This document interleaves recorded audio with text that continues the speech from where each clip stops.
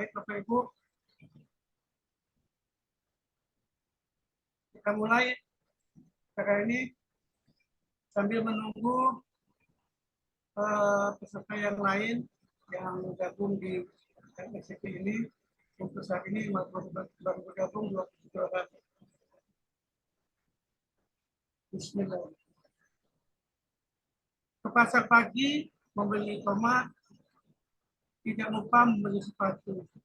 Salam tajin dan salam hormat. Assalamualaikum warahmatullahi wabarakatuh. Yang kami hormati Pak Muji Santosa selaku direktur utama Sekretariat Teknologi, yang terhormat Profesor Muklis, yang terhormat Cak Mus, ahli Hubungan, yang terhormat Pak Cak Kasman, Bikin Gunung, Kaltim, Bapak Ibu, peserta webinar pada hari ini. Semoga Bapak Ibu semua dalam keadaan sehat walafiat. Alhamdulillah, wassalatu wassalamu ala asyrofil anbiya'i wal mursalin wa ala alihi ajma'in. Asyhadu an la ilaha illallah wa asyhadu anna Muhammadar Rasulullah. Allahumma shalli ala sayyidina Muhammad wa ala sayyidina Muhammad. Bapak Ibu, semoga acara pada hari ini, walaupun di tempat kami kondisinya cuaca sangat buruk, hujan deras, tapi semoga dengan keadaan seperti ini agar kita dapat langsung sesuai dengan keinginan kita. Baik, sebelum kita memulai acara ini, kami ingin membacakan sedikit peraturan atau ketentuan tentang pelaksanaan acara pada hari ini. Yang pertama, peserta mengikuti kegiatan sesuai dengan jadwal pelaksanaan. Kemudian narasumber yang akan menyampaikan materi kurang lebih 45 menit. Dilanjutkan dengan diskusi serta tanya jawab. Peserta yang akan mengajukan pertanyaan, kami persilahkan untuk mengklik di kolom chat yang telah tersedia atau mengklik tombol raise hand. Kemudian akan diberi kesempatan bertanya untuk pada narasumber. Peserta diharapkan untuk mengisi link referensi yang akan dibagikan pada saat kegiatan langsung sebagai bukti kehadiran. Peserta dimohon untuk tenang dan tidak mengganggu acara pelaksanaan kegiatan pada hari ini. Adapun materi yang kita akan bahas hari ini adalah vendor manajemen sistem untuk rumah sakit, yang insya Allah akan disampaikan oleh Dr. Dewa Agung Sudirmanu, SMH, beliau dari RSUD Bali Mandara. Pasar buah membeli alpukat, mampir sebentar membelikan cepat.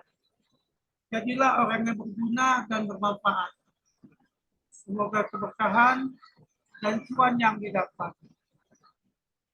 Selanjutnya kami silakan kepada narasumber untuk menyampaikan materi hari ini. Sebelum menyampaikan materi, marilah kita buka acara ini bersama-sama membaca basmalah. Bismillahirrahmanirrahim. Kemudian acara yang kedua yaitu penyampaian materi. Kami silakan Bapak narasumber untuk menyampaikan materi kurang lebih 45 menit. Waktu dan tempat kami persilakan.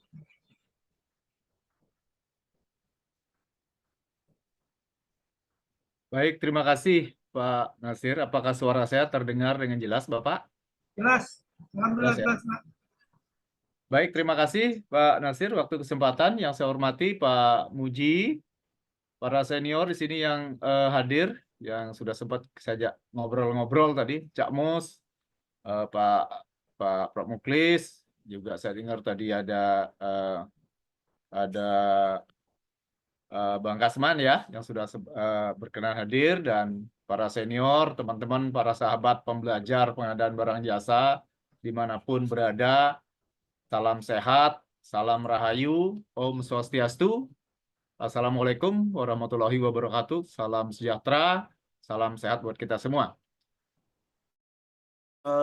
Terima kasih atas kesempatan yang diberikan Pak Muji, yang sudah membuka media belajar pengadaan. Sekali lagi, luar biasa beliau dalam mengisi hari-hari beliau ini membuka hal-hal seperti ini. Saya sangat salut dengan beliau ini bisa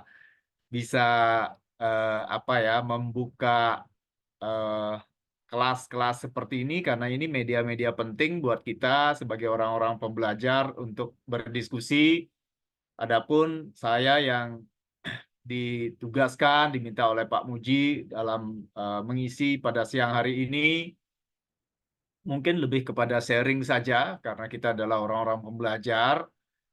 Izin Pak Nasir, saya bukan dokter, Pak, tapi nama saya di depan adalah dokter, Pak. Jadi walaupun saya tugas di rumah sakit, banyak orang yang bilang saya dokter, saya bukan dokter, Pak. Tapi kalau dokter pengadaan mungkin benar, karena orang bilang saya dokter tugas di pengadaan, jadinya dokter pengadaan. Tapi bukan dokter pengadaan juga. Nih, senior-senior nanti ada yang lebih dari saya ini nih ya. Sekali lagi terima kasih. Tugas saya hari ini membawa materi tentang vendor manajemen sistem. Kenapa lebih ke rumah sakit? Karena memang sehari-hari saya bertugas di Rumah Sakit Bali Mandara, sebuah rumah sakit milik pemerintah Provinsi Bali yang terletak di kawasan Sanur dan Pasar Timur. Materi siang hari ini terkait dengan vendor briefing. Ini adalah bagian daripada seri pengadaan barang jasa yang sudah sangat sering dibahas ya. Mungkin serial tentang vendor manajemen sistem ini adalah salah satu subsistem dari sebuah ekosistem pengadaan, karena nanti kita akan bicara ekosistem pengadaan, termasuk apa yang sudah kami lakukan di rumah sakit, karena rumah sakit tentu entitas yang berbeda diatur dalam pengadaan, karena rumah sakit adalah entitas BLU, yang mana kalau BLU tentu menganut sebuah pengecualian dari pengaturan pengadaan barang jasa pada umumnya, sehingga kita bisa mengatur lebih fleksibel terkait dengan pengadaan kita. Tetapi pada intinya, ketika kita bicara vendor manajemen sistem, itu tidak sekedar hanya bisa kita terapkan di entitas seperti rumah sakit. Tapi vendor manajemen sistem, manajemen penyedia ini, sistem manajemen penyedia ini juga sudah dikenal dalam pengaturan pengadaan pada umumnya. Nanti di materi kita akan lihat. Oke, itu mungkin perkenalan singkat saya. Nama saya Dewo Manu, tugas saat ini di Rumah Sakit Bali Mandara, Provinsi Bali. Nah, sebelum kita melangkah jauh terkait dengan vendor manajemen sistem, ada baiknya kita mengenal kembali, flashback kembali, menempatkan kembali pemahaman kita bersama bahwa pengadaan barang jasa itu adalah tujuannya salah satu adalah value for money. Kalau saya lebih singkat menyebutkan bagaimana kita menciptakan value dalam pengadaan. Ketika kita bicara menciptakan value dalam pengadaan, karena selalu ketika kita bicara pengadaan, jangan memandang pengadaan itu sebagai sebuah proses belanja saja. Karena kalau kita memandang pengadaan sebagai proses belanja, tentu singkatnya kalau orang belanja hanya dapat barang jasa. Tetapi kalau kita bicara pengadaan barang jasa itu sebagai sebuah proses penciptaan value, tentu selain barang jasa, kita akan mendapatkan nilai lebih dari sekedar belanja itu. Jadi untuk menciptakan value dalam pengadaan, kuncinya mungkin secara singkat bisa saya sebutkan sebagai sebuah proses untuk menurunkan biaya dan waktu. Jadi di sisi biaya dan waktu kita turunkan, dan di sisi lain kita akan menaikkan kualitas dan tingkat layanan. Jadi dari sisi biaya kita turunkan, dari sisi waktu kita turunkan, tetapi dari sisi kualitas dan tingkat layanan kita akan naikkan. itulah salah satu strategi, sekali lagi strategi untuk menciptakan value dalam pengadaan. Karena kita akan memandang pengadaan itu sebagai sebuah penciptaan value, sebagai sebuah strategi bagaimana untuk menciptakan value. Jadi saya singkatnya adalah bagaimana kita membuat pengadaan itu sebagai sebuah proses how to buy, bukan hanya sekedar proses prosedur to buy. Nah, salah satu hal yang bisa kita lakukan untuk menciptakan value tadi dengan menurunkan biaya dan waktu dan menaikkan kualitas dan tingkat layanan adalah melalui penerapan sebuah sistem manajemen penyedia atau vendor management system. Jadi VMS itu adalah sebuah sistem yang dibangun untuk mengelola penyedia atau supplier dalam sebuah organisasi. Itu vendor management system. Nah, kenapa dibutuhkan sebuah vendor management system? Karena kalau kita pandang pengadaan itu adalah sebagai sebuah ekosistem, tentu ekosistem itu terdiri dari banyak sistem dan subsistem di dalamnya. Untuk menciptakan pengadaan barang jasa yang kredibel, dibutuhkan perbaikan yang berkelanjutan pada 3 sektor. Karena saya adalah penganut orang hukum gitu ya. Jadi sebenarnya konsep ini, teori ini ada di teori hukum sebenarnya. Teori hukum itu menyebutkan baiknya sebuah dunia hukum sebuah negara itu ada 3 faktor yang mempengaruhi kualitas hukum sebuah negara. Ini teorinya Lawrence Friedman menyatakan seperti ini sebenarnya. Ini sebuah teori hukum. Saya coba tarik aplikasikan ke konsep pengadaan barang jasa. Saya pikir hampir sama. Kalau dalam teori hukum itu ada disebut dengan legal substance, yaitu substansi hukumnya. Ada yang kedua legal structure, struktur hukum, dan yang ketiga legal culture. Sama seperti dengan di pengadaan. Kalau kita tarik ke pengadaan, legal substance atau substansi pengadaan itu tentu terkait dengan perangkat peraturan yang berkualitas, peraturan yang selaras. Selaras itu artinya tidak ada konflik norma, tidak ada kekaburan norma, tidak ada norma yang kosong, dan sesuai dengan perkembangan zaman.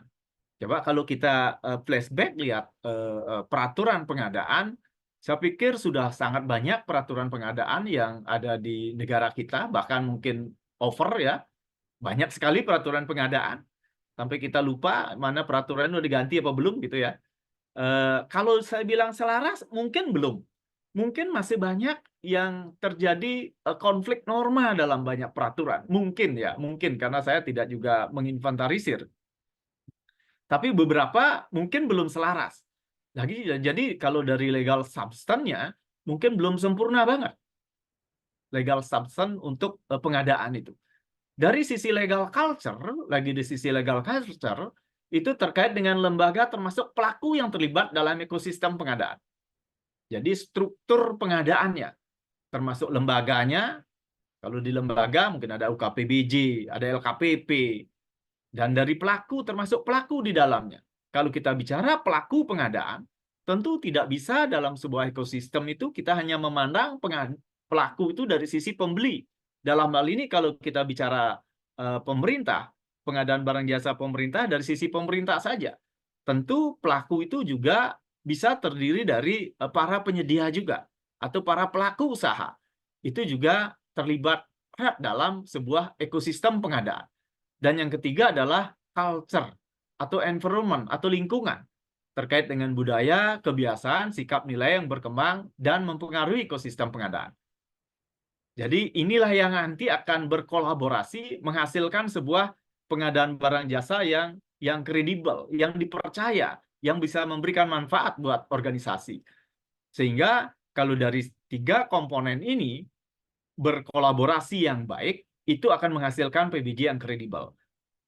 Dari sisi struktur PBJ, itu seperti saya sampaikan tadi, ada lembaga dan pelaku di dalamnya.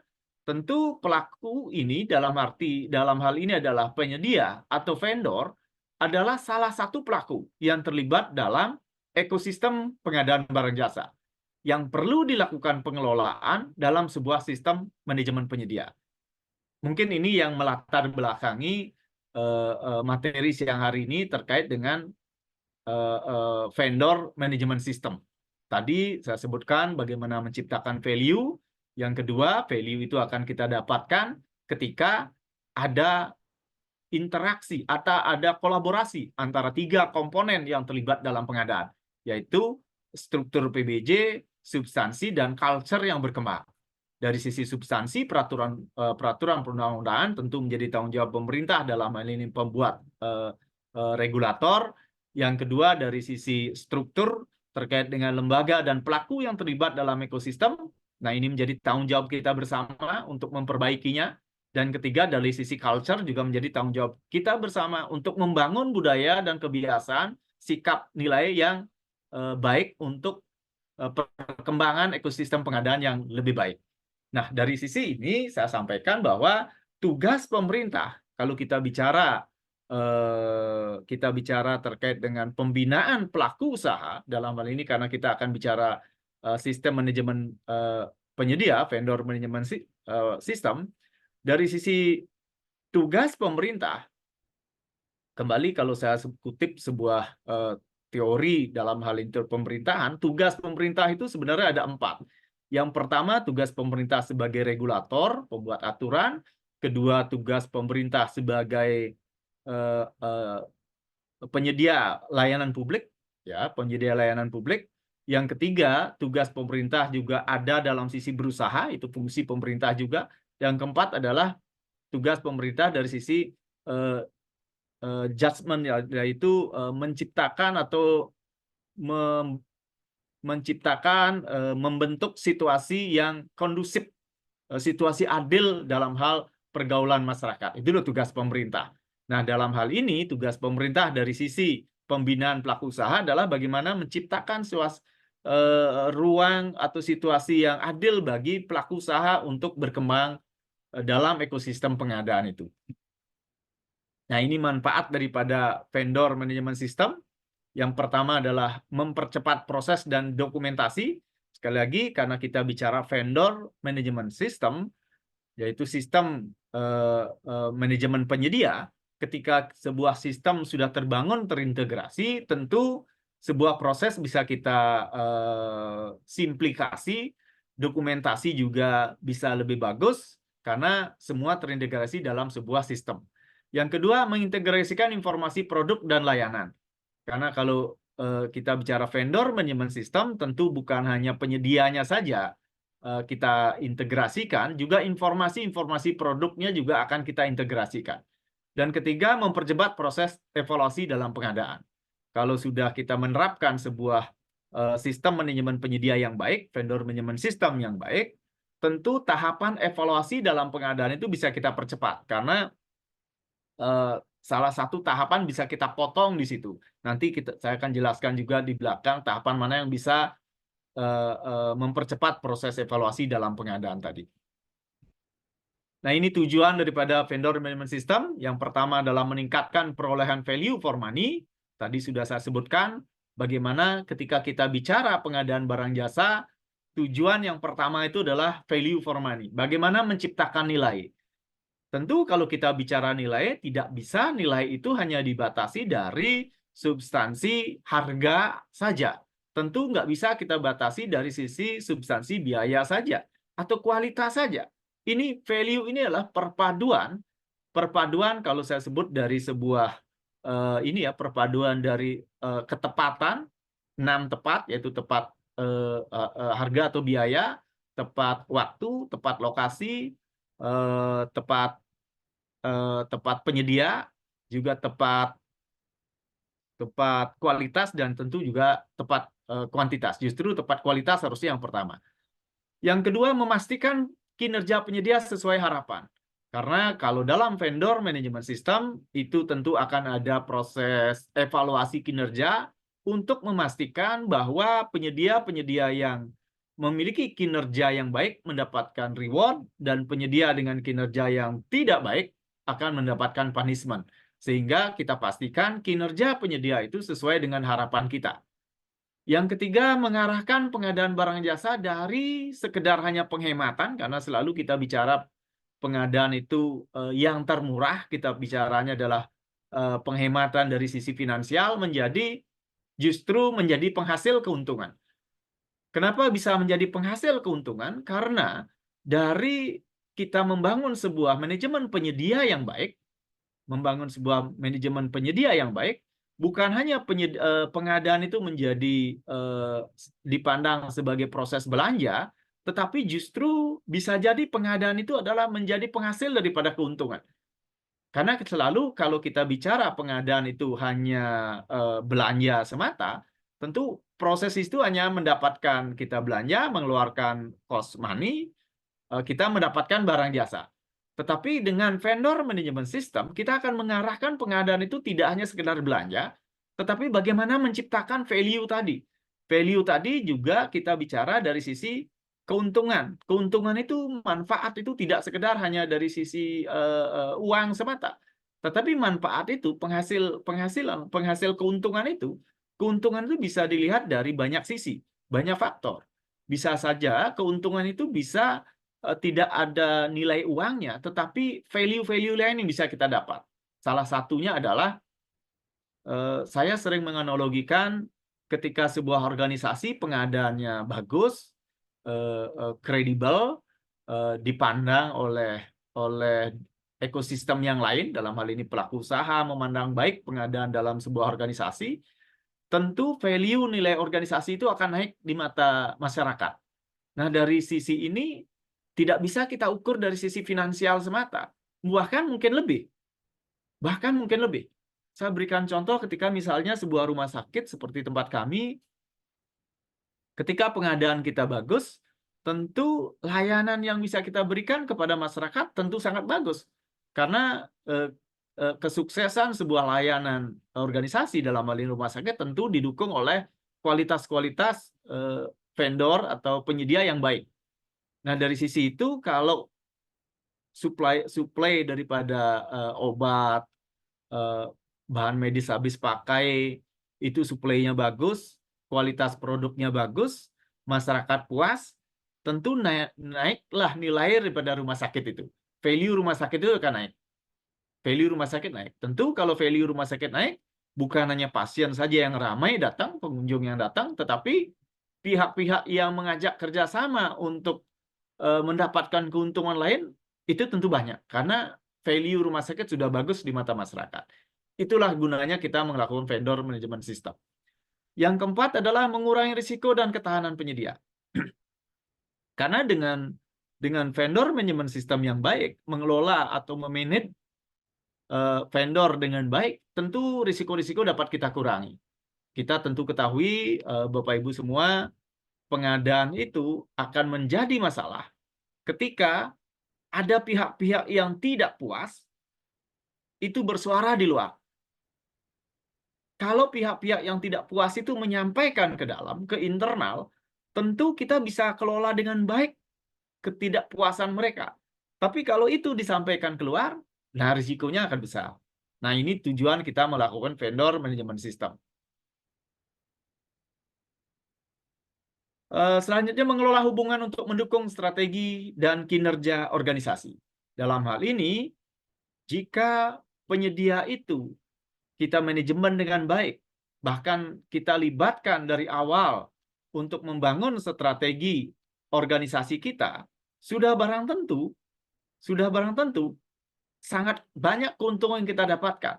Jadi strategi yang kita bangun bersama penyedia tadi, di satu sisi yang diuntungkan adalah satu, internal organisasi dalam hal mungkin cost biayanya tidak banyak.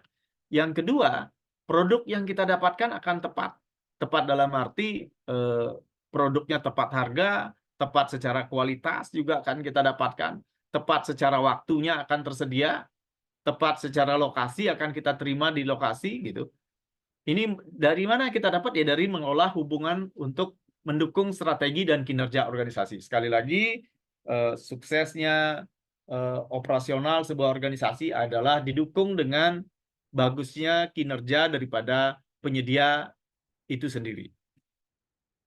Nah, ini proses daripada vendor management system tersebut.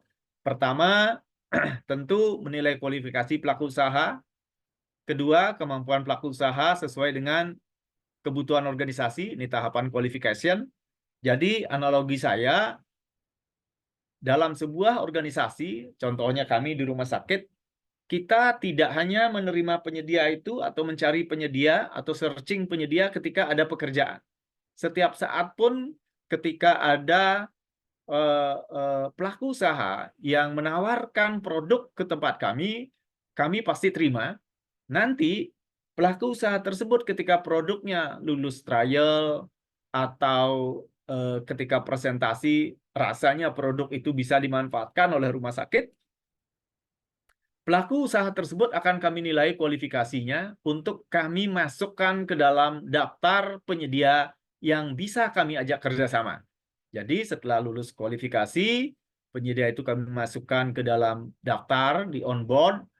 Jadi lulus dimasukkan dalam daftar vendor management system, dikelompokkan berdasarkan bidang usaha, kemampuan, dan hal lain yang dibutuhkan. Nah, dalam hal ini konsepnya adalah jangan ketika hanya butuh penyedia saja kita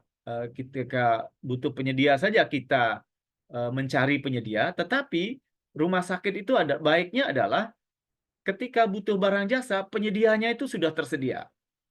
Karena kita di rumah sakit mengutamakan ketepatan waktu layanan. Dalam hal ini, keberlanjutan layanan. Jadi kalau kita butuh barang jasa baru searching penyedia, tentu keberlanjutan layanan, sustainability dari layanan itu bisa terganggu. Sehingga konsepnya adalah ketika kita butuh barang jasa, penyedianya juga sudah tersedia dalam vendor manajemen sistem kita. Selanjutnya dalam tahap procurement, dalam tahap pengadaan, dilakukan pemilihan penyedia dengan memanfaatkan pelaku usaha yang sudah masuk dalam VMS. Karena penyedia itu sudah kita nilai kualifikasinya, sudah kita kelompokkan berdasarkan bidang usaha dan kemampuannya, ketika kita butuh barang jasa, tentu proses pemilihan, pencarian, searching penyedia itu tidak lama. Karena proses penilaian awal sudah kita lakukan dalam vendor manajemen sistem yang sudah kita bangun. Sehingga proses pemilihan penyedia menjadi lebih sederhana dan cepat prosesnya. Selanjutnya setelah procurement, setelah pemilihan penyedia, tentu dilakukan proses unjuk kinerja sesuai dengan kontrak. Setelah kontrak ditandatangani, penyedia akan melakukan unjuk kinerja. Penyedia menampilkan performannya.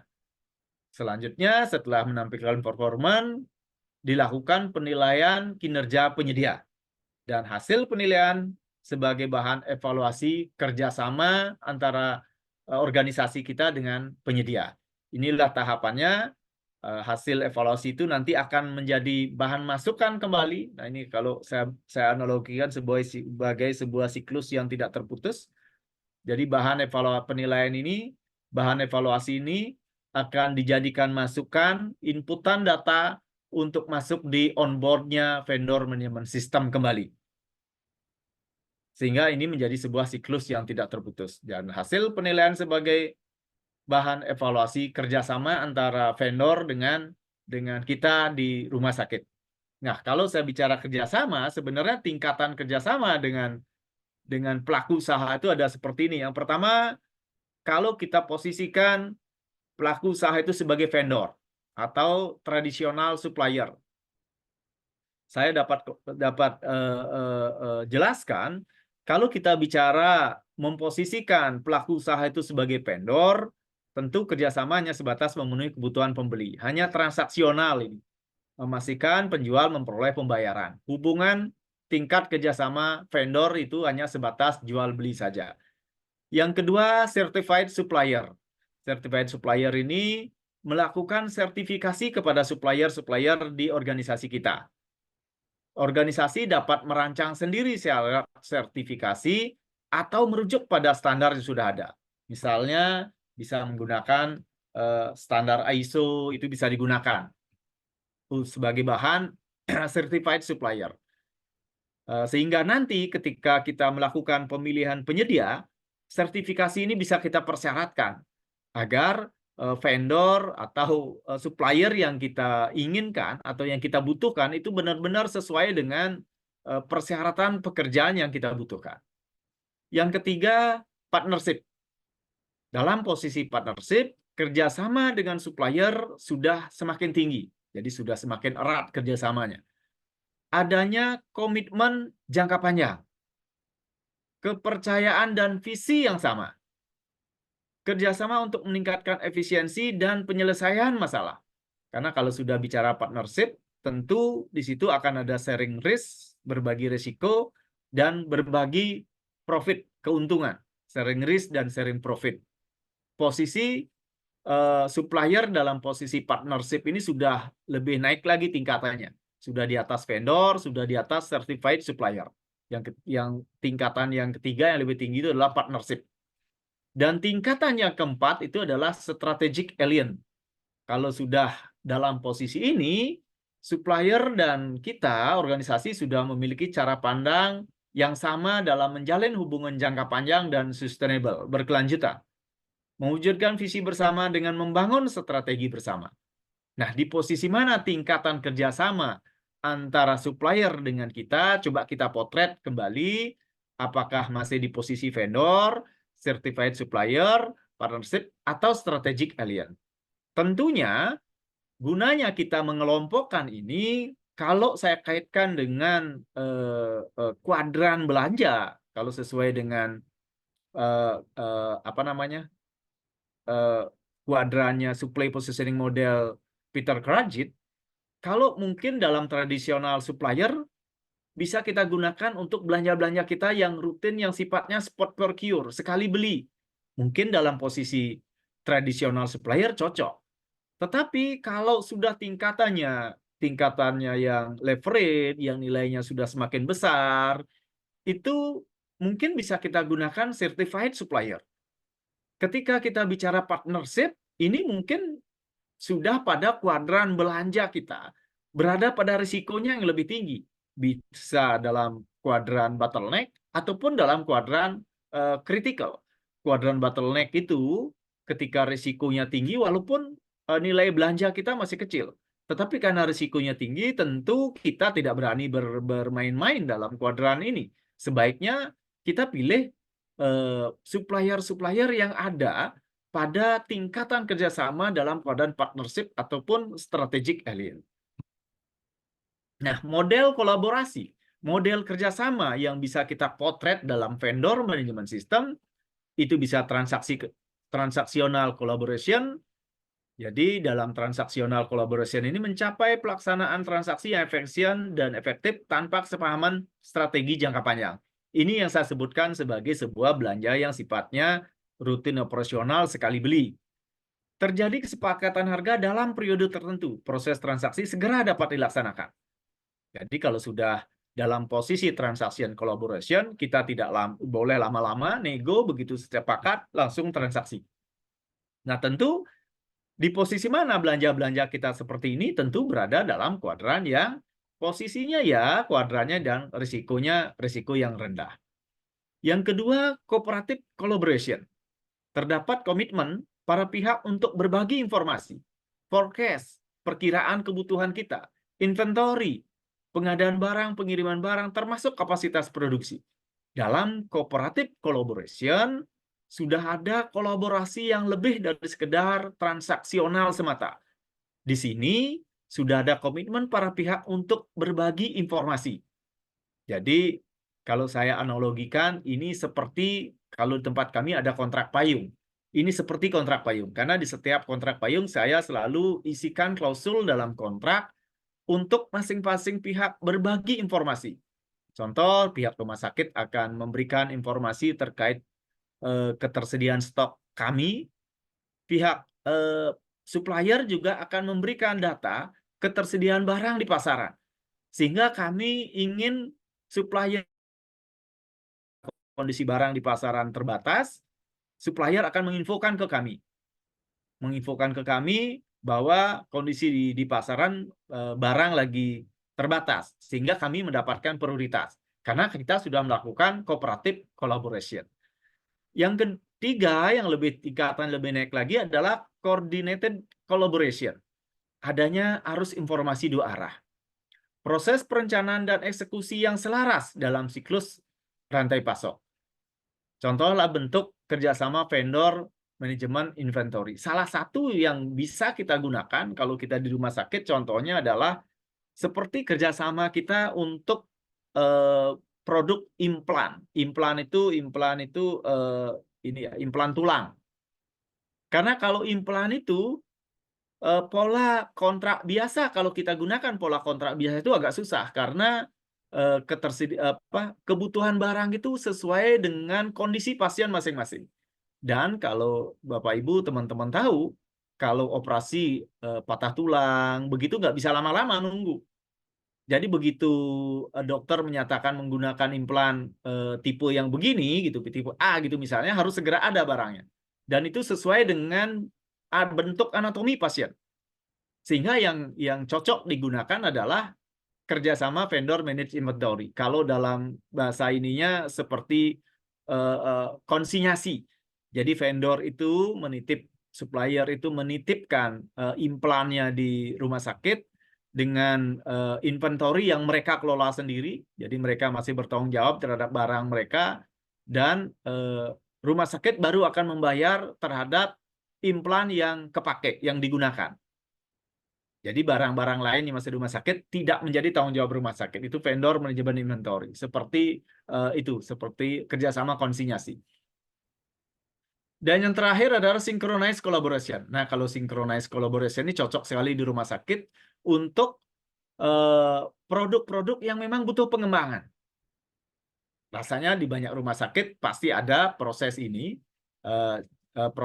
ya. Jadi pihak-pihak bekerja sama dalam pengembangan produk, berbagi aset, dan berbagi pengetahuan. Bekerja sama mengembangkan kapasitas serta kinerja rantai pasok. Jadi kalau dari sisi ini cocoknya adalah misalnya kerjasama dalam hal pengembangan reagen gitu misalnya, pengembangan vaksin gitu misalnya. Jadi itu sangat cocok digunakan synchronized collaboration. Nah, prinsip-prinsip yang dikembangkan dalam vendor management system, yang pertama tentu transparansi informasi. Jadi kalau kita mengembangkan vendor management system, tidak ada hal-hal yang ditutupi. Tidak ada itikat yang tidak baik dari para pihak. Ini tentu dilandasi dengan itikat baik. Harus ada good fight daripada para pihak. Ada keterbukaan informasi dari para vendor menjadi permulaan dimulainya hubungan saling menguntungkan. Bangun relasi jangka panjang. Jadi harus bicara sustainable, improvement, perbaikan berkelanjutan. Harus membangun relasi jangka panjang. Di sisi ini, kenapa saya awali tadi menyampaikan, jangan pandang pengadaan itu sebagai proses transaksional, hanya jual beli. Yang kita lakukan adalah bagaimana membangun relasi jangka panjang. Kolaborasi dengan vendor. Ini penting kolaborasi dengan vendor ini. Kenapa penting kolaborasi dengan vendor? Karena kepentingan vendor, supplier dengan organisasi, dua kepentingan yang berbeda sebenarnya. Ini di situ ada dua kepentingan yang berbeda. Jadi kalau di sini saya tuliskan, pembeli dalam sebuah transaksi akan mengamankan loss of value, kehilangan nilai. Dalam hal ini, organisasi kita, kalau kita belanja, kita tentu mengamankan nilainya. Jangan sampai ada loss of value. Tetapi di sisi lain, penyedia selalu berusaha mendapatkan value without loss. Ingin mendapatkan untung tanpa rugi, gitu. Sehingga di sisi itu butuh kolaborasi yang positif. Butuh membangun relasi jangka panjang. Yang keempat, memanajemen risiko. Jadi para pihak selalu memanajemen terhadap risiko-risiko dalam rantai pasok. Jangan sampai terjadi kegagalan rantai pasok yang menyebabkan satu, sustainability layanan yang kita berikan, sustainability keberlangsungan operasional organisasi itu terganggu. Dan terakhir, dilakukan segmentasi vendor. Segmentasi vendor, segmentasi supplier itu dibutuhkan, terutama kalau kita kaitkan dengan kuadran belanja sesuai dengan metrik Krajik. Dalam hal ini, supply positioning model yang sudah saya jelaskan tadi. Nah, karena ini kelas MS Trainer Consulting, tentu saya sangat ingat apa yang beliau selalu sampaikan, pengadaan itu 4L. L pertama legal. Nah, ini legalitasnya kalau kita melakukan vendor manajemen sistem. Legalitasnya adalah Perpres 21 tahun 2000, Perpres 12 tahun 2021, mohon maaf itu tersalah ketik. Perpres 12 tahun 2021 ada di Perlemnya Perlem 4 tahun 2021 mengamanatkan adanya pembinaan penyedia. Kalau saya analogikan pembinaan penyedia itu hampir mirip dengan vendor manajemen sistem. Hampir mirip dengan vendor manajemen sistem. Kenapa saya bilang hampir mirip? Kalau kita di rumah sakit karena punya ruang fleksibilitas, tentu pengaturan vendor manajemen sistem itu bisa kita atur sesuai dengan kebutuhan kita di rumah sakit, ya. Ini bentuk pembinaan yang ada dalam Perpres 12, itu ada pemberian peningkatan kapasitas pelaku usaha, ada pemberian dukungan, ada penilaian kinerja, dan ada pengenaan sanksi daftar hitam. Peningkatan kapasitas bisa berupa sosialisasi, bintek pelatihan, pendampingan. Nah, ini bisa dilakukan dapat berupa vendor briefing. Kalau vendor briefing ini hal yang sudah lazim saya lakukan di rumah sakit. Jadi setiap tahun kami akan mengundang vendor-vendor kami mengundang supplier yang bekerja sama dengan kami lakukan berikan pembinaan mereka. Kami berikan mereka mengeluarkan keluh kesah mereka, kami berikan dia ruang untuk menyampaikan protes mereka dalam vendor briefing itu. Sekali lagi, vendor briefing ini menjadi penting karena kita ingin unek-unek mereka keluarnya di internal. Karena saya selalu sampaikan bahwa nama baik organisasi kita, rumah sakit itu tergantung juga dengan kualitas vendor. Kita sampaikan, kalau mereka tidak puas, mereka menyampaikan ke internal kami. Tapi ketika mereka puas, Anda sampaikan di luar. Karena kita ingin membangun value sebuah organisasi itu baik di mata masyarakat. Yang kedua, pemberian dukungan. Pemberian dukungan bisa jadi pemberian informasi peluang usaha. Dalam vendor briefing itu kami sampaikan rencana-rencana pengadaan kami di tahun depan dalam memberikan informasi peluang usaha. Kedua, mengembangkan sistem manajemen pengadaan. Tiga, meningkatkan akses pembiayaan. Nah, dari sisi Perlem 4 ini sudah dijelaskan bagaimana kita mengembangkan sistem manajemen pengadaan. Dalam hal ini, bagaimana kita mengembangkan sistem manajemen penyedia di organisasi. Peningkatan akses pembiayaan teknologi dan inovasi.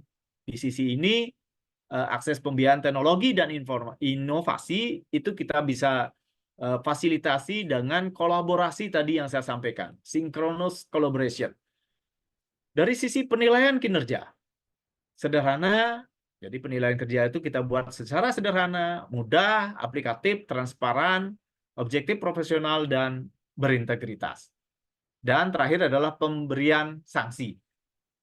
Karena di sini ada sanksi, kalau kami di rumah sakit, kami buatkan selain sanksi juga ada reward, ada suspend, seperti itu ya.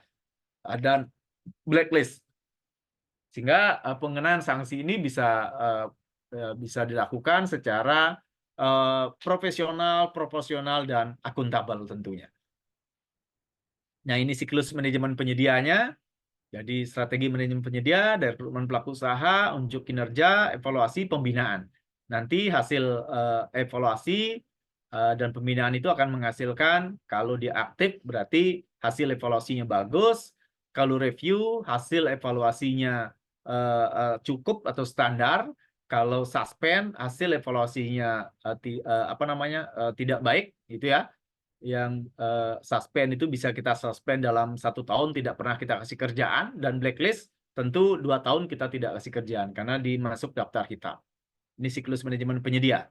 Nah, itu dari sisi legalitas tadi saya sebutkan ada di Perpres 12 di mana salah satu PPK adalah menilai kinerja penyedia. Dan selanjutnya dalam hal menilai kinerja penyedia itu turunan dari Perpres itu adalah Perlem 4 tahun 2021 tentang pembinaan pelaku usaha.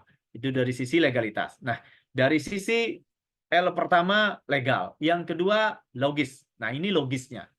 Logisnya ini. Kenapa kita melakukan manajemen vendor? Karena keberhasilan, sekali lagi, keberhasilan sebuah proses pengadaan sangat dibutuhkan ekosistem pengadaan yang mendukung pencapaian value pengadaan. Jadi, untuk baiknya ekosistem pengadaan, tadi sudah saya sebutkan, kualitas vendor sebagai salah satu pelaku dalam pengadaan itu sangat menentukan. Dibutuhkan kualitas vendor yang selalu siap memberikan kinerja terbaiknya untuk mendukung organisasi kita. Vendor yang bisa memberikan kinerja terbaik tentu vendor-vendor yang mendapatkan penilaian yang baik juga. Vendor-vendor yang baik itu akan bisa memberikan kinerja terbaiknya. Dan mengelola dan membangun hubungan saling menguntungkan. Nah, jadi dari vendor management system mengarah ke manajemen collaboration, arti membangun hubungan yang baik, kolaborasi yang baik, dilandasi dengan kepercayaan dan memiliki tanggung jawab yang sama terhadap keberlanjutan rantai pasok. Disinilah kita akan mendapatkan value added, nilai lebih daripada sebuah proses pengadaan. Secara logika, secara logis, tentu sangat penting manajemen vendor yang dilakukan. Untuk bisa kita lakukan, memanajemen hubungan baik dengan vendor untuk mendapatkan value lebih. Itu L kedua terkait dengan logis. Kalau lengkapnya, nanti saya akan sampilkan salah satu contoh kami, mungkin sederhana, lembar penilaian kinerja penyedia kami.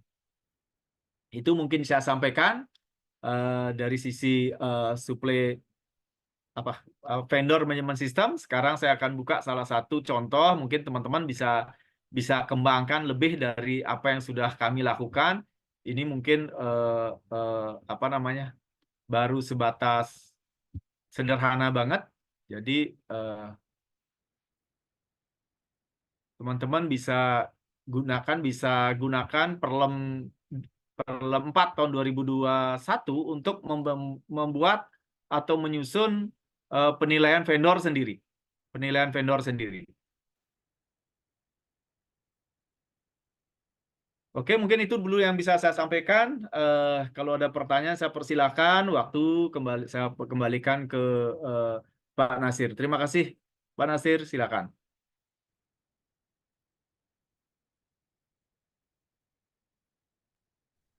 Baik, terima kasih kepada Bapak Dr. Dewa Gurudemano, SAMH, yang selaku narasumber yang sudah menyampaikan materinya.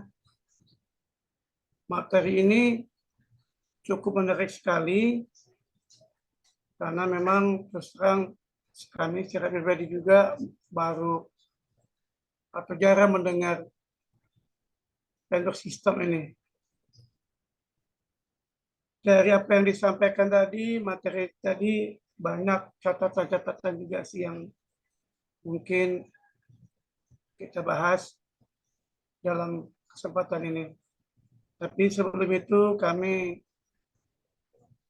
ingin menyampaikan kepada peserta bahwa sesi kita sudah memasuki sesi tanya jawab.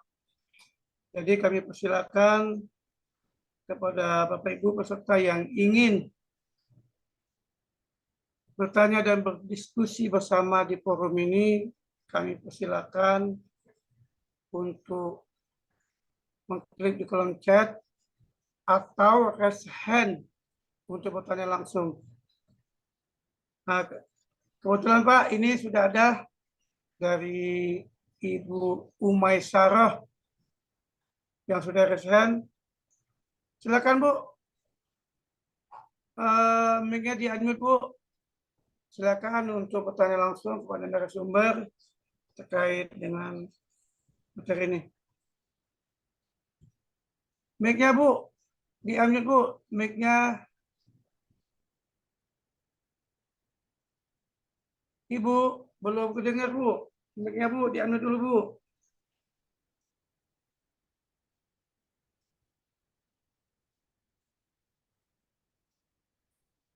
Prof. Oke, Silakan. terima kasih waktunya.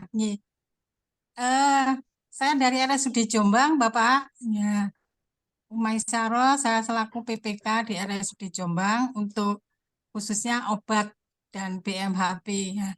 Saya tertarik dengan tadi yang ada koordinat kolaborasi, yaitu konsinyasi untuk implan. Ya, ini kan pengadaannya kan memang berdasarkan vendor itu titip barang dan nanti kita belinya sesuai kebutuhan pada saat dilakukan operasi. Nah, ini kalau yang kita lakukan saat ini kan kita butuh MOU ya Pak. Di dalam MOU itu kita tuangkan ada sistem konsinyasi dan karena pada saat ini kita kan diwajibkan untuk e-katalog. Nah, dari konsinyasi yang dititipkan itu selama 1 bulan, berapa yang dibutuhkan, itu pesanannya kita lakukan di sistem e-katalog yang sudah ditayangkan oleh vendor tersebut. Jadi itu kita tuangkan di dalam MOU yang tertulis di dalam kerjasama dengan vendor implan. Nah, apakah sistem ini diizinkan, Pak? Jadi di dalam MOU itu ada klausul tentang titip barangnya tadi, kemudian pesanan kita lakukan dalam bentuk itu tadi. Kita rekap selama pemakaian yang sudah selama 1 bulan, di akhir bulan, di awal bulan berikutnya kita lakukan pemesanan lewat e-purchasing. Demikian Bapak, apakah itu diizinkan? Itu yang pertama. Kemudian yang kedua, kerjasama untuk pemeliharaan, ya, pemeliharaan baik itu AC, baik itu liftnya. Sebaiknya itu kita untuk value for money tadi ya Pak, sebaiknya kita lakukan kerjasama perorangan dengan tenaga profesional atau dengan vendor yang mempunyai CV atau PT dalam hal MOU pemeliharaan ini Pak, sebaiknya karena kita punya AC itu mungkin ada ratusan yang perlu kita pelihara lah, itu banyak sekali masalah-masalah kalau kita tidak stay orang yang selalu siap untuk melakukan pemeliharaan ini. Ya, mungkin itu Bapak yang bisa kami tanyakan. Terima kasih. Assalamualaikum warahmatullahi wabarakatuh. Terima kasih Ibu Uma Sarah yang sudah menyampaikan pertanyaannya. Mungkin sambil menunggu jawaban dari Pak Dewa Manu, kami silakan Bapak Ibu yang lain kalau ingin bertanya. Silakan Pak Dewa untuk menanggapinya langsung. Terima kasih Ibu Maisaroh, Ibu Umaisaroh ya, dari Ya. Rumah Sakit Jombang Ibu ya. Jombang. Iya. Jombang. Pertama terkait dengan implan Ibu. Saya setuju dengan Ibu sampaikan tadi. Saya landasi dengan begini Bu. BLU itu, Badan Layanan Umum Daerah itu sesuai dengan Permendagri 79 diberikan ruang fleksibilitas.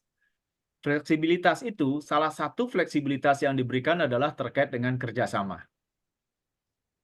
Kerjasama itu diberikan fleksibilitas, karena kalau belum blood, kerjasama tentu harus dengan pemerintah daerahnya.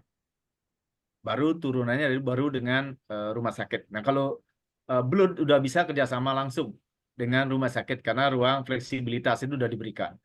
Kalau saya selalu bicara kalau kerjasama, di situ ada ruang asas kerjasama itu asas kebebasan berkontrak. Sepanjang asas kebebasan berkontrak itu ada prinsip-prinsip yang melandasi. Equality before the law. Kesamaan posisinya dalam hal kedudukan hukum ya. Jadi gunakanlah asas-asas kebebasan berkontrak itu untuk menuangkan sekali lagi menuangkan kehendak-kehendak kita dengan mitra kerjasama kita. Bedanya kalau saya ini kan kita hubungkan dengan kontrak pengadaan barang jasa.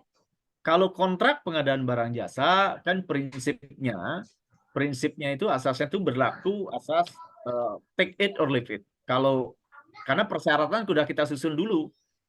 Kalau penyedia menerima persyaratan kita, ya penyedia ikut take it or leave it. Tapi kalau kerjasama itu equality sifatnya. Jadi para pihak itu bebas menyampaikan kehendak dari para pihak. Dalam hal ini ketika kerjasama dengan implan, kalau hemat saya, kalau hemat saya, karena tergantung sekali lagi kondisi rumah sakit berbeda-beda, Ibu ya. Itu sebabnya makanya BLU itu diatur berdasarkan praktek bisnis yang sehat. Jadi praktek bisnis di tempat kami tentu bisa jadi berbeda dengan praktek bisnis di tempat Ibu. Ya, kan bisa jadi berbeda praktek bisnisnya. Tapi pada prinsipnya di rumah sakit itu kita tidak bisa menentukan jam berapa butuh implan, nggak tahu kita. Mendadak dini hari datang pasien kecelakaan, itu harus langsung operasi kan gitu Bu ya, langsung Ya. operasi.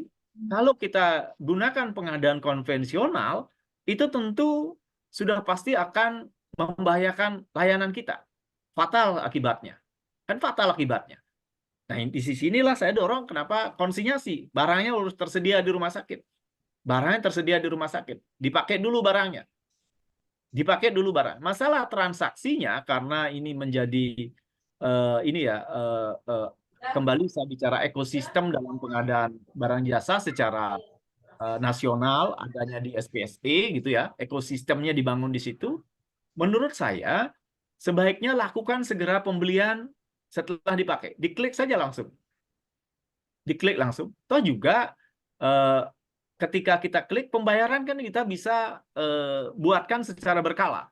Mau sebulan sekali kita rekap pembayarannya, mau 2 bulan sekali. Tetapi transaksi yang sudah kita lakukan, satu legal secara kerjasama yang sudah kita buat di kerjasama konsinyasi. Kedua, mendapatkan penguatan lagi secara legalitas setelah kita lakukan klik lagi di katalog. Tentu dengan negosiasi-negosiasi yang sudah kita tuangkan juga dalam kontrak konsinyasi. Segera saja langsung kita klik. Nanti baru kita dalam proses pesanan di katalog itu kita buatkan pembayarannya kapan akan dilakukan gitu. Sehingga itu kita bisa sesegera mungkin sama-sama mendapatkan penguatan legalitas. Legalitas dari penyedia barang yang sudah digunakan, legalitas dari kita bahwa itu sudah kita klik di katalog.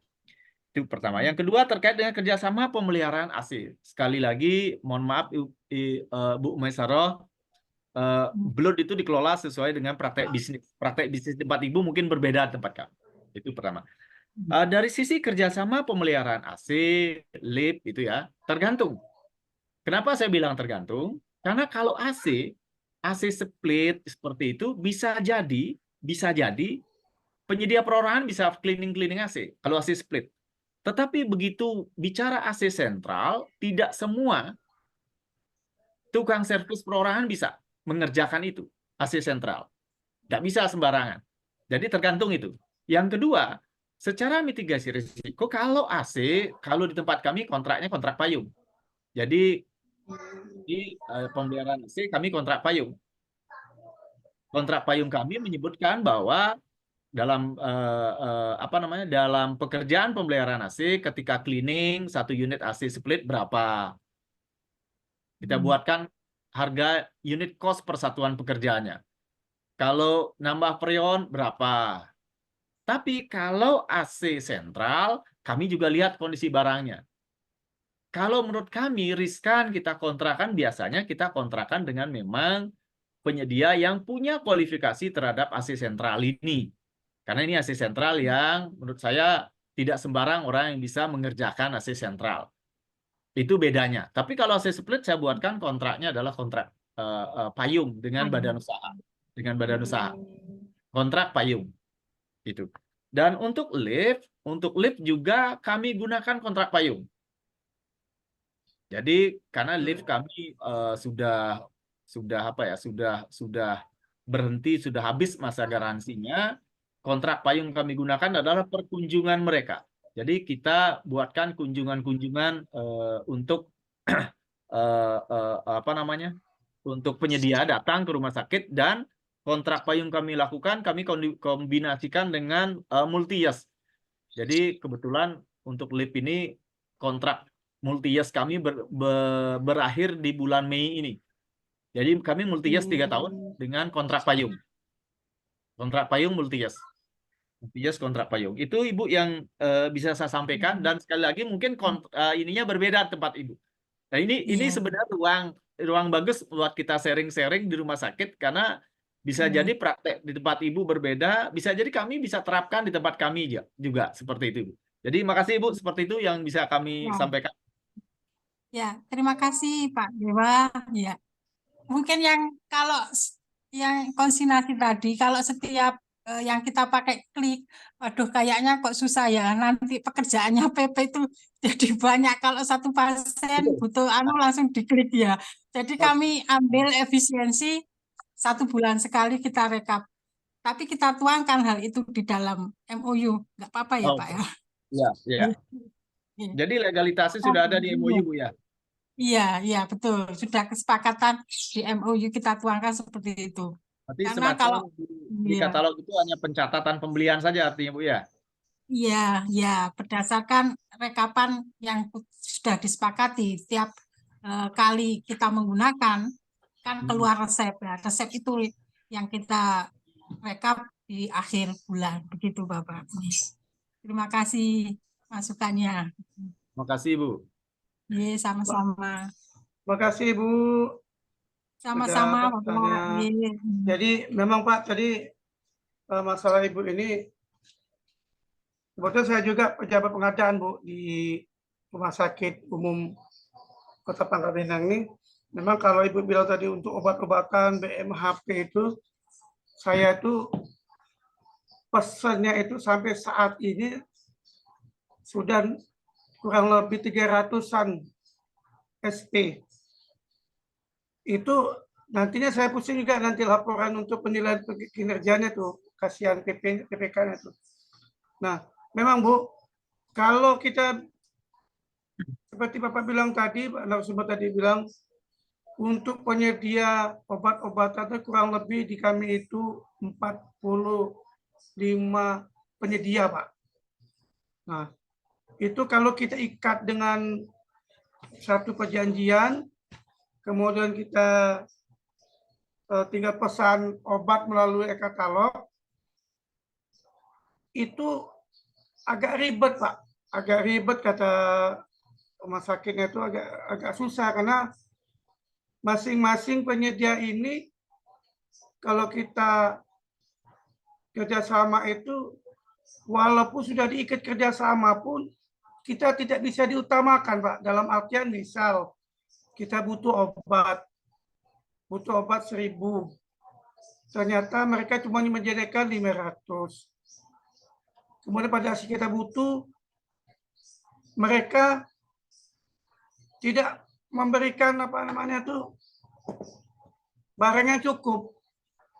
Mereka masih jual mahal lah katakanlah. Nah itu agak ribet di tempat kami Pak.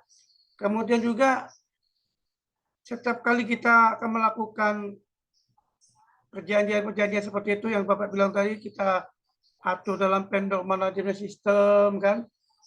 Kita kan ada dewan pengawas Pak. Nah jadi segala sesuatu itu harus kita koordinasikan dulu dengan dewan pengawas. Tuh.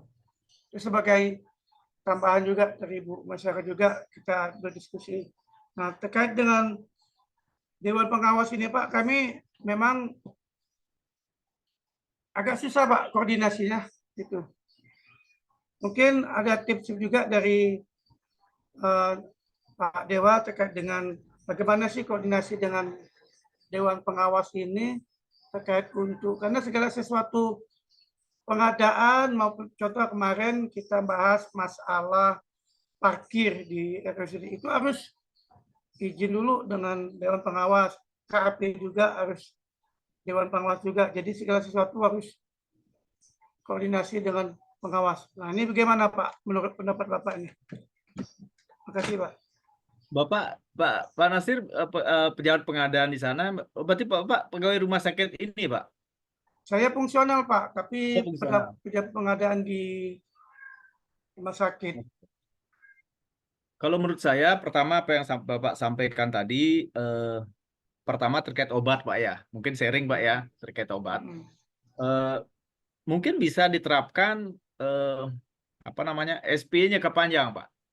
Jadi dalam setahun kita terbitkan 2 kali pengklikan di katalog, SP di katalog dengan pengiriman sesuai dengan kebutuhan kita. Itu bisa juga seperti itu. Yang kedua terkait dengan Dewan Pengawas. Kalau Dewan Pengawas kan sebenarnya unsurin dari tiga unsur Dewan Pengawas. Pertama dari teknis tentu dari Dinas Kesehatan harusnya. Yang kedua dari sisi keuangan BPKD biasanya Dewan Pengawas. Yang tiga dari sisi profesional, biasanya orang profesional Dewan Pengawas. Kan itu Pak Dewan Pengawas Rumah Sakit.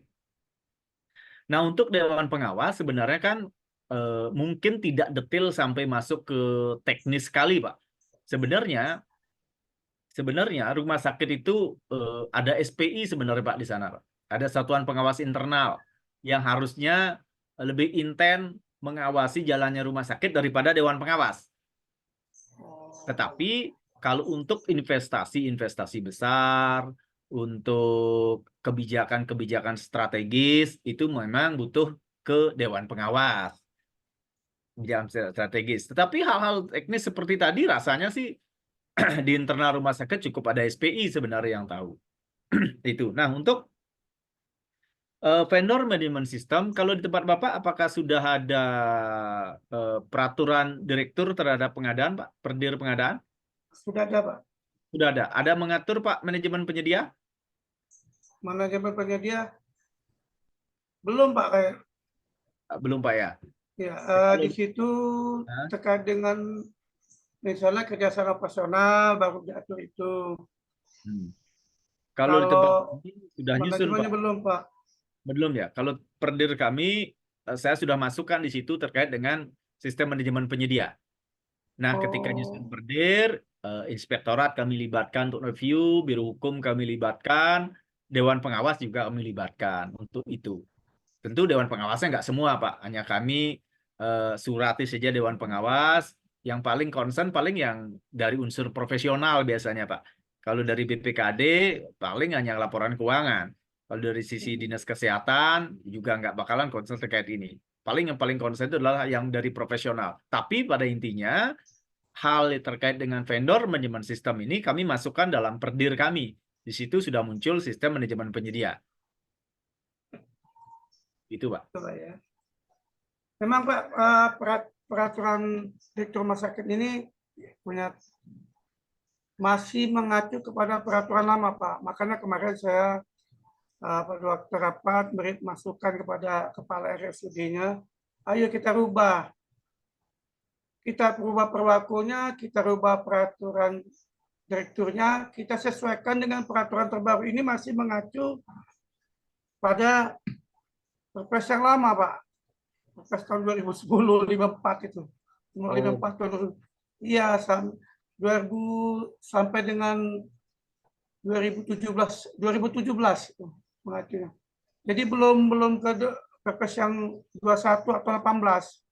Makanya kami minta rubah, kemudian kita sesuai dengan peraturan terbaru, dan insya Allah ini memang dalam tahap pencari data, Pak. Lagi mencari data, pihak rumah sakit mencari data, kami selaku pejabat pengadaan juga dituntut juga untuk membantu pihak rumah sakit terkait dengan tata cara proses pengadaan seperti apa. SOP belum ada, Pak. SOP ini juga belum. Jadi kalau untuk yang sifatnya kami alihkan ke atau mengacu kepada Perpres kalau tidak. Tapi kalau sudah ada SOP-nya di rumah sakit, baru kita ikutin dari pihak rumah sakit. Contoh tadi pengadaan obat-obatnya itu, Pak, banyak itu, Pak. Banyak benar, sampai bingung. Belum BMHP yang lain-lainnya tuh. Sedikit curhat, Pak. Baik, Bapak Ibu yang ingin bertanya kami silakan sambil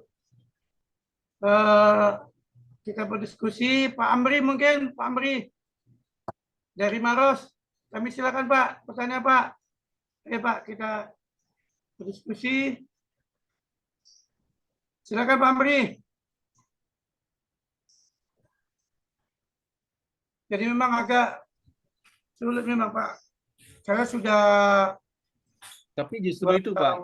Justru itu, Pak Nasir. Justru itu kenapa rumah sakit itu, dalam hal ini BLU itu, belum rumah sakit diberikan ruang fleksibilitas, dikecualikan dari pengaturan Perpres pada umumnya. Karena dikecualikan, ruang pengecualian itu, ruang fleksibilitas itu harusnya kita gunakan dengan sebaik-baiknya dengan membentuk peraturan direktur sendiri. Kalau sesuai Permendagri 79 kan harus ada peraturan kepala daerah dulu, nanti turunannya baru peraturan direktur. Oh gitu Pak ya. Jadi ruang fleksibilitas itu yang diberikan itu harus dimanfaatkan Pak, sehingga sustainable layanan rumah sakit itu tidak terganggu karena pengadaan itu sih sebenarnya. Silakan Pak, kalau ada yang mau diskusi saya persilakan. Pak Amri Jangan- silakan. Raise hand. Ini diskusi Lanjut begini. Pak, aman. Silakan Pak. Pas Pak sebentar. Silakan Pak. Bapak Ibu yang lain yang ingin bertanya, ayo kita sama-sama diskusi nih. Silakan raise hand. Memang kami ada pengalaman Pak Dewa Manu, bulan Januari sampai dengan Februari itu terjadi kekosongan obat. Terjadi kekosongan obat karena pertama perubahan kemarin masalah PPK, PTK,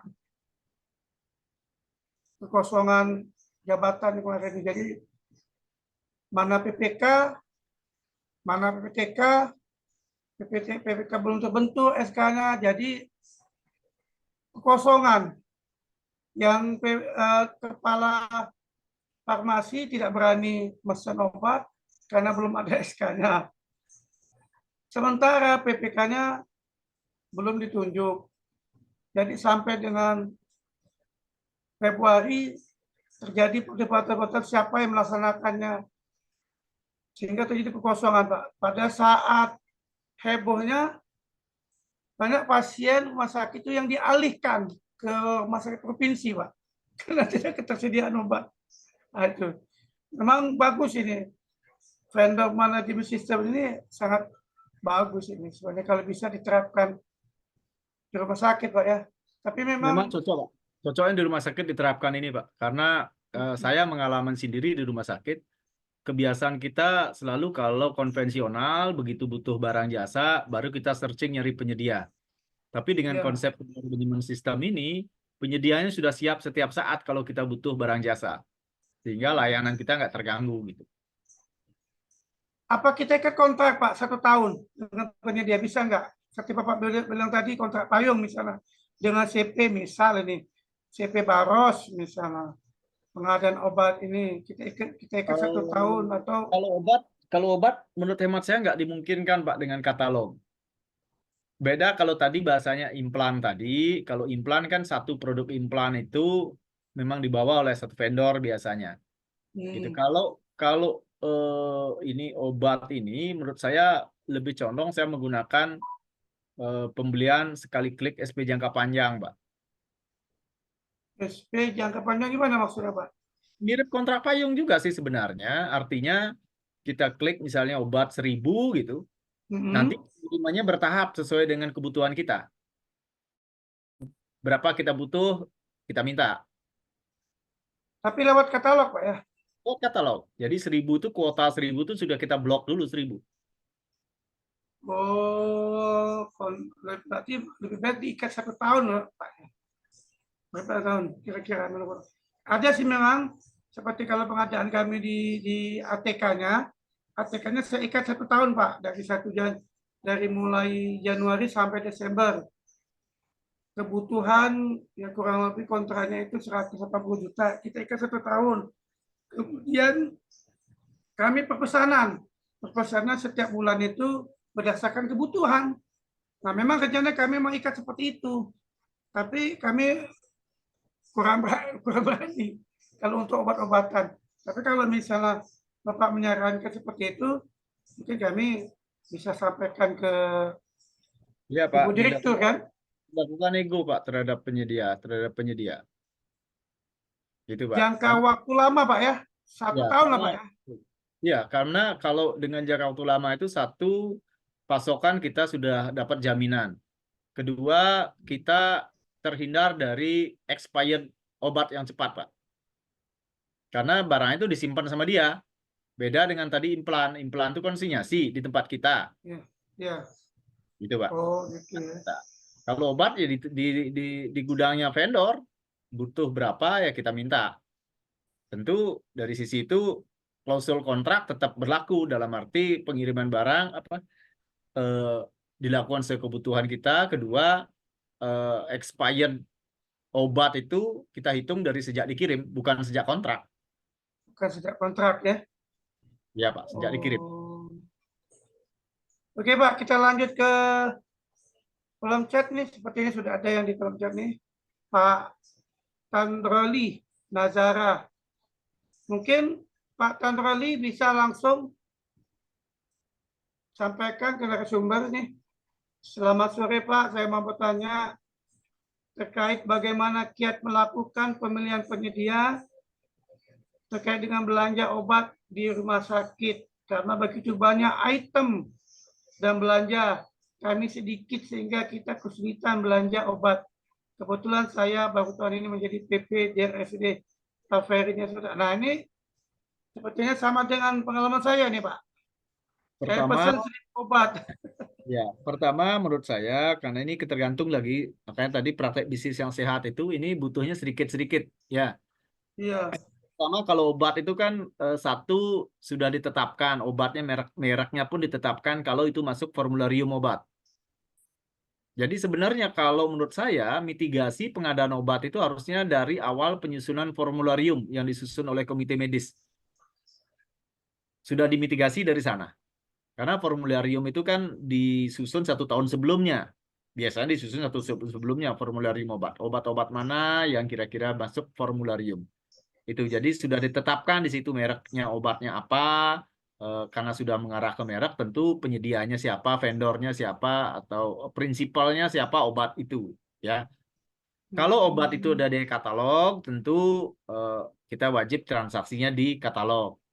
Tentu wajib transaksinya di katalog. Kalau tidak ada di katalog, tentu transaksinya ya non katalog, konvensional kita transaksinya keluar, non katalog, tidak ada di katalog.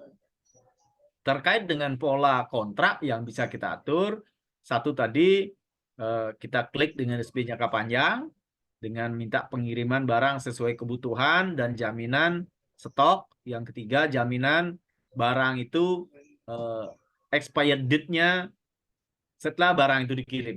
Sejak barang itu diterima gitu maksud saya. Ya minimal sejak barang itu diterima berapa tahun expired date-nya. Untuk menjamin satu keberlangsungan layanan kita, kontinuitas, obat selalu tersedia, dan yang kita takutkan di rumah sakit itu sebenarnya kan setiap akhir tahun kita akan menghapuskan obat-obat yang expired. Itu pertemuan BPK pasti itu.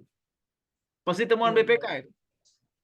Di sisi lain, di hulunya, itu kan di hilir Pak ya, di hulunya BPK nggak pernah mau tahu bagaimana orang-orang pengadaan itu mengakses sumber-sumber obat. Kan kita berebutan juga dengan rumah sakit lain. Iya, betul. Berebutan Pak dengan rumah sakit lain. Kalau orang pengadaannya bisa mengakses obat, di hilirnya pengadaan itu pembayarannya terlambat, kan gitu Pak. Tentu prinsipal itu akan berpikir untuk memberikan prioritas kepada rumah sakit kita kalau pembayarannya nggak bagus.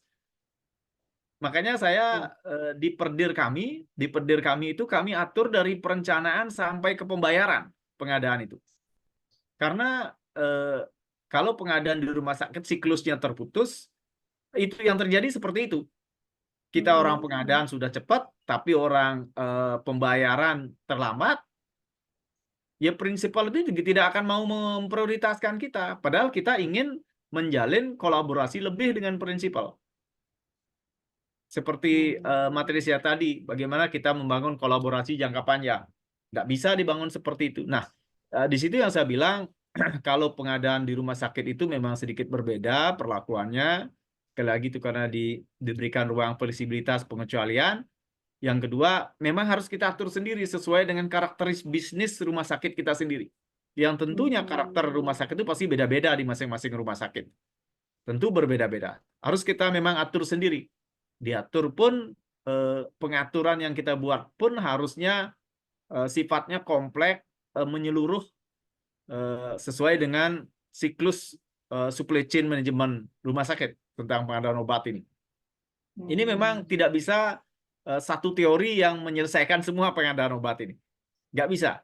Kita memang harus agile itu lincah, kita harus adaptif terhadap perkembangan-perkembangan. Dan saya pun sering sekali merubah-rubah dalam perjalanan, kita ubah lagi strategi kita begitu. Kita coba pola begini nggak benar, kita ubah lagi begitu. Gitu, Pak. Oh, artinya tidak langsung jadi, Pak ya. Nggak bisa Prosesnya langsung jadi, Pak. Nggak bisa langsung jadi, Pak. Ini memang harus mencari polanya sendiri, Pak. Dan pola itu bisa berubah setiap saat. Kita nggak pernah tahu, kayak kemarin ada pandemi COVID, tiba-tiba nggak pernah tahu kita. Iya. Berubah lagi pola belanja kita. Iya. Tadi memang tergantung atau kembali ke, kalau menurut kami sih kembali ke PPK-nya, Pak ya, dalam hal ini kepada rumah sakitnya, atau kelincahan dari kepala farmasinya, kepala obat-obatannya, yang dipesan apa, berapa, dan bagaimana caranya itu. Kalau kami kan cuma tukang klik, Pak Nasir, ini kami butuh, saya klik. Nah, kadang-kadang yang jadi masalah adalah butuhnya, maunya cepat, 1 Pak, 2 hari lagi saya harus dapat obat ini. Jadi malam-malam saya klik. Mengklik aja bukan 1 SP. Sekali klik itu bisa sampai 10 SP. Itu yang memang kadang-kadang. Nah, saya lebih tertarik yang Bapak bilang tadi. Lebih baik kita SP tapi jangka waktunya lama. Nah, Iya, Pak. lebih tertarik itu. Jadi kami PP ini tidak sibuk ngeklik terus. Ya, Cukup Pak. sekali. Untuk Betul, seperti itu. Bolehlah, makasih masukan itu. Mungkin dari Bapak Ibu yang lain ingin berdiskusi, silakan. Tapi memang sistem manajemen penyedia ini, dalam hal ini vendor manajemen sistem ini mungkin bukan hal yang familiar, tapi menurut saya hal seperti ini sangat baik diterapkan di entitas seperti kita di rumah sakit. Karena satu, kita diberikan ruang fleksibilitas sesuai Permendagri, kedua, kita diberikan pengecualian sesuai Perpres gitu. Jadi harusnya kita bisa atur sendiri untuk bagaimana caranya pengadaan di tempat kita itu bisa lincah, bisa adaptif, bisa memfasilitasi keberlanjutan layanan rumah sakit setiap saat gitu. Karena seperti tadi implan itu kalau ada orang kecelakaan dini hari, dalam waktu 1 jam 2 jam harus segera ditanganin. Itu kalau nunggu orang klik 2 hari baru datang obatnya nggak bisa. Jadi pola-pola itu harus kita ambil, tetapi tetap dalam bingkai koridor hukum, koridor peraturan yang membolehkan untuk itu.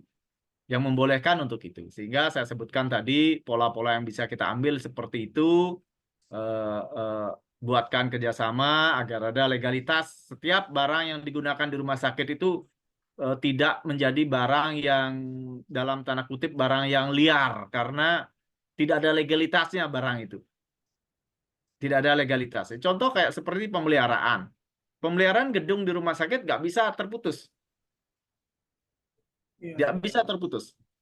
Setiap saat ketika ada kerusakan, karena pasien harus masuk, harus diperbaiki.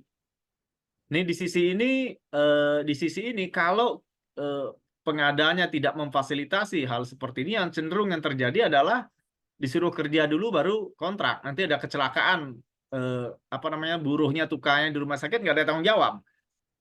Nah, di sisi ini saya menyampaikan sebaiknya gunakan pola-pola yang kontrak yang berulang, kontrak payung, terus kontrak setiap jangan nunggu anggaran baru, kontrak akhir tahun gitu. Akhir tahun sudah berkontrak untuk tahun depan, gunakan kontrak payung. Nah, hal begini perlu kita buatkan polanya dalam peraturan direktur kita. Nah, ini ada pertanyaan terkait aplikasi. Nah, Bapak punya ada nih aplikasi nih katanya nih, Ibu Maya nanya nih. Nah, saya sebenarnya di rumah sakit membangun sebuah aplikasi yang kami sebut Sistem Informasi Manajemen Aset Inventaris, SIMARIS. Sistem Manajemen Aset Inventaris ini mengintegrasikan antara inventory rumah sakit dengan orang pengadaan. Jadi database barang jasa ada di sana, database penyedia ada di sana. Makanya tadi saya sebutkan dalam materi saya informasi terhadap penyedia dan ketersediaan barang jasa itu ada di sana di aplikasi itu. Kami integrasikan itu. Sebutannya Simaris. Kami buatkan seperti itu. Jadi pengadaan itu harus masuk ke sana. Ketika ada pengadaan pemeliharaan alat gitu misalnya, contoh pemeliharaan AC. Nanti di sistem kami akan mendeteksi AC dengan kode aset nomor ini berapa kali sudah dipelihara dalam 1 tahun.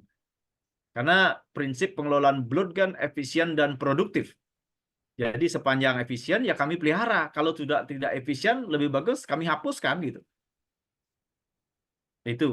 Itu ada di aplikasi kami. Tentu aplikasi itu juga belum sempurna banget, tapi kami sudah mulai membangun itu karena kami sudah masukkan sistem manajemen penyediaan ini dalam perdir kita. Sehingga aplikasi ini pun sudah sangat kuat dasar legalitasnya. Gitu, Pak. Berarti di tempat Bapak sudah ada aplikasinya, Pak ya? Aplikasinya sudah kita bangun, Pak. Tapi memang belum berjalan maksimal banget. Tapi kita sudah Pakai bangun. penyedia, Pak? Pakai penyedia? Kebetulan Aplikasi pakai penyedia dan basis programnya penyedia yang buatin aplikasi. Tapi dikembangkan sendiri oleh teman-teman SIMRS. Oh, Kami ada instalasi SIMRS. Di pengadaan kami ada instalasi pengadaan. Kami punya instalasinya pengadaan. Jadi instalasi pengadaan itu selain tugasnya memilih penyedia, juga bertugas sebagai tim supportnya, pendukung PPK. Karena PPK kami tentu kebetulan tahun ini saya PPK. Karena ada persyaratan sertifikat itu. Kalau tahun-tahun lalu PPK-nya bisa jadi wakil direktur yang tentu tugas utama mereka adalah pelayanan kepada pasien. Karena core bisnis kami adalah pelayanan. Sehingga kami tidak ingin manajemen itu disibukkan dengan urusan pengadaan. Pengadaan itu diserahkan kepada ahlinya yang ada di instalasi pengadaan. Gitu, Pak. Berarti di tempat Bapak ada UKBP sendiri, Pak ya? Betul, Pak. Sendiri. UKPBJ Mini, Pak. UKBJ Mini. Ya, jadi pegawai rumah sakit itulah, Pak ya? Betul. Kami udah usulkan ke biro organisasi, bahkan Jafung pun kami siapkan kelas rumahnya di sini. Oh, itu semua fungsional atau struktural? Enggak semua fungsional, Pak. Enggak semua fungsional. Artinya yang penting punya persyaratan sertifikat, Pak ya? Betul, Pak. Betul. Pak. Berapa orang, Pak, di situ, Pak? Untuk timnya? Tim kami ada 10 orang, Pak. Khusus untuk menangani pengadaan? Khusus menangani pengadaan. Iya, berarti bagus. Kenapa? Ini, Pak, karena pengadaan itu sebenarnya kan tulang punggung organisasi, Pak. Iya. Pengadaan bukan segalanya, tapi segalanya butuh pengadaan. Ya, tulang organisasi. Betul. Oh, berarti memang di sinilah mungkin kelemahannya di RSUD kami, masih pejabat pengadaan masih pakai fungsional yang ada di UKPBJ seperti saya. Itu, Pak. Di fungsional di UKPBJ, tapi ditempatkan atau dibantukan di RSUD. Sehingga memang kami secara pribadi memang agak ribet karena megangnya bukan 1 OPD, tapi 5 OPD. Jadi berbagi pikir, berbagi tenaga ke sana. Itu orang pengadaan di rumah sakit harus tahu nafasnya rumah sakit, Pak. Nggak bisa begitu. Menurut saya tuh nggak bisa dipakai begitu. Karena memang harus tahu core bisnis rumah sakit, Pak. Itu mungkin, Pak Hasan. Itu Pak Nasir. Mungkin itu yang bisa saya sampaikan, Pak. Mohon maaf kalau ada yang kurang. Memang ini menurut saya hal yang baru yang menurut saya patut kita gaungkan, kita sampaikan agar terutamanya teman-teman di rumah sakit ini dan teman-teman di luar rumah sakit pun agar memahami organisasi rumah sakit adalah organisasi khusus dan secara aturan kita sudah difasilitasi, memang sudah diberikan kembali tadi pengecualian, fleksibilitas sudah diberikan. Jadi ruang pengecualian dan fleksibilitas itu harus kita manfaatkan. Harus kita manfaatkan betul untuk membangun organisasi kita lebih baik di mata masyarakat gitu, Pak. Mantap. Ini baik, terima kasih Pak narasumber yang sudah menyampaikan tadi materinya. Waktu kita sudah 3:30 sore, kami mohon izin pada Pak Budi Santosa, bagaimana nih Pak? Kita closing atau kita lanjut sedikit? Ya, kita close lah. Kalau lanjut tetap nggak akan selesai-selesai. Oke, baik Bapak Ibu, acara kita ini Zoom meeting sudah di ujung waktunya. Untuk itu kami minta kesediaan Pak Dewa Manu selaku narasumber untuk menyampaikan closing statement-nya, Pak. Silakan, Pak. Baik, terima kasih. Makasih Pak Nasir. Jadi itu Bapak Ibu, teman-teman semua, penggiat pengadaan dimanapun Bapak Ibu berada, materi yang saya sampaikan hari ini mungkin dalam tanda kutip hal baru, tetapi bukan hal baru juga sebenarnya. Bahkan itu ada perlem yang mengatur tentang pembinaan penyedia. Tetapi memang saya tarik secara khususnya adalah seperti saya di rumah sakit, itu sangat cocok menerapkan vendor management system ini sebagai sebuah sistem untuk mengelola penyedia yang ada di internal kita, agar penyedia itu bisa kita arahkan semaksimal mungkin membangun strategi dan kinerja rumah sakit agar maksimal bisa melayani kita. Sekali lagi, kesuksesan sebuah organisasi sangat dipengaruhi dukungan dari kualitas vendor yang memadai, kualitas penyedia yang memadai, kualitas supplier yang memadai. Itu yang bisa saya sampaikan. Sekali lagi mohon maaf kalau ada yang kurang berkenan.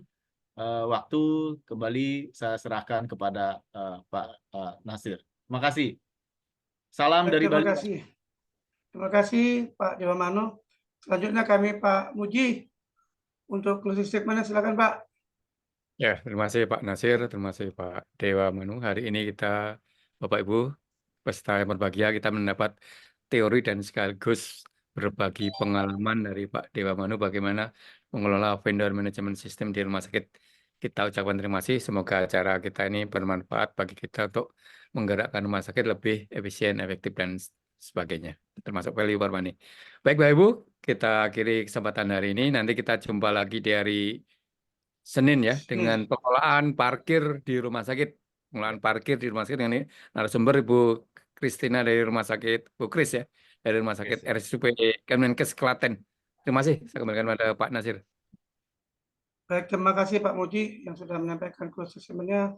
Kami selaku moderator juga ingin mengucapkan permohonan maaf yang sebesar-besarnya kepada Bapak Ibu peserta Zoom meeting hari ini. Mungkin dalam penyampaian kami dalam acara ini ada yang kurang berkenan di hati Bapak Ibu. Kami mohon maaf, kepada Allah kami mohon ampun. Kami hari wassalamualaikum warahmatullahi wabarakatuh. Waalaikumsalam warahmatullahi wabarakatuh.